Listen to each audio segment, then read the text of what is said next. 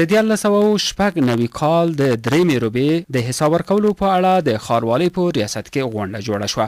په دغه غونډه کې د مهترلام ښاروال انجینیر نظیف الله الکوزي، ولایتي شورا مرستیال حاجي عبدالعزیز، ولایتي شورا غړي انجینیر اجمل وفا، د یادې ښاروالۍ مامورینو، قومي مشرانو او ځوانانو برخه درلوده.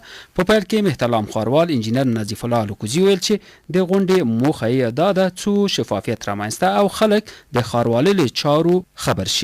وروسته د یادې ښاروالۍ د بیلابیلو برخو مسؤلینو هر یو په خپلوار سره د ترسره کړو چارو لاسته راوړنو او هغه عواید چې دوی ترلاسه کړي ورکوالو ته معلومات وړاندې کړل.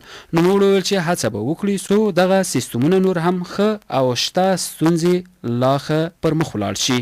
ورپسې د ولایتي شورا مرستیال غړي، قومي مشرانو او ځوانانو هر یو په خپل وار نظرونه او وړاندیزونه د غونډې برخوالو سره شریک او دغه چارې ښې وښودې.